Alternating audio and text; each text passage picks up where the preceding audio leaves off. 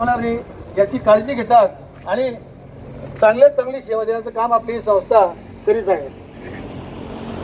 माननीय आमदार साहेबांना मी एक विनंती करू इच्छितो. आमदार साहेब, खेड्यातली संस्था आहे, आपण खूप मोठ्या शहराकडनं आमच्याकडे आला तरी आपल्याकडली एक आशा बाळगतो की एक संगणक सेट आणि एक प्रिंटर त्या संस्थेला आपल्याकडून मिळावं एवढी भाषा आपल्या चरणी ठेवतो आणि माझे 2 शब्द प्रास्ताविक करतो. त्यांचे नातू धनंजय चौधरी, व्यासपीठावर उपस्थित असलेले NB पाटील सर, त्याचबरोबर SD Patil sir, Lalit Chaudhari sir, ST Mahajan sir, आपले सर्वांचे मित्र आणि जळगाव कार्य करीत असताना पतसंस्था थोडक्या सभासदांवर सुरू झाली, भाड्याच्या घरात सुरू झाली. आपल्याला अध्यक्षांनी सांगितलं, NB पाटील सर पहिल्या स्थापनेपासून म्हणजे पहिल्या दिवसापासून या घटनेचे साक्षीदार आहे की अत्यंत थोडक्या मोडक्या परिस्थितीत ह्या संस्थेची सुरुवात झाली आणि हळूहळू शिक्षकांचा कर्मचाऱ्यांचा विश्वास बसला आणि सभासद व्हायला सुरुवात झाली.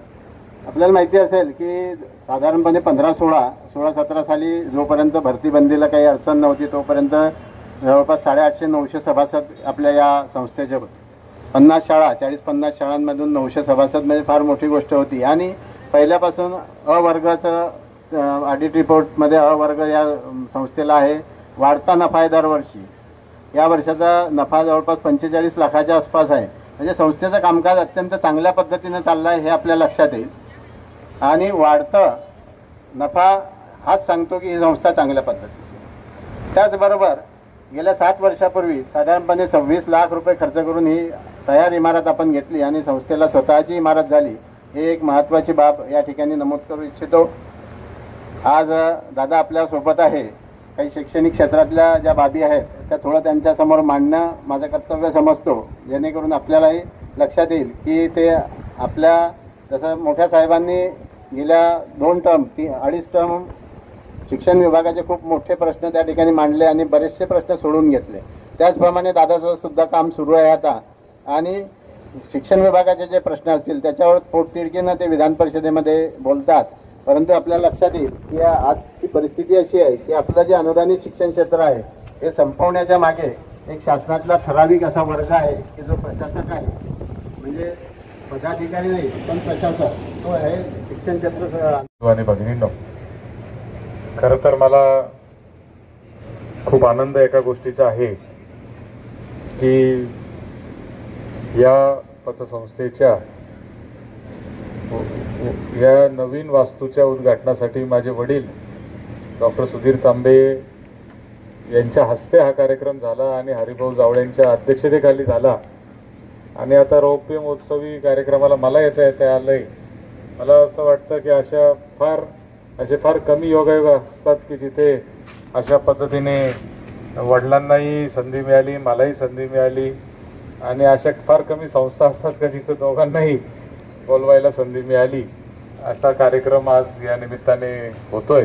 त्याबद्दल मी सर्वप्रथम संस्थेचे सर्व संचालक मंडळाचे खूप खूप अभिनंदन करतो, आभार मानतो. खरं तर आर्थिक संस्था चालवणं हे काही इतकं सोपं काम नाहीये. आणि विशेष करून अतिशय कष्टातून सभासदांच्या घरोघर जाऊन त्यांना विनवण्या करून त्यांना विश्वास देऊन ही संस्था उभी झाली. आणि मग त्याच्यातून आज आपण 25 वर्षानंतर पाहतोय की 650 सभासद आजही या ठिकाणी संस्थेमध्ये आहेत. आणि द्या अर्ज आणि घ्या कर्ज या तत्वानुसार आपण विनाविलंब आर्थिक सहाय्य करण्याचं काम करतो आहे.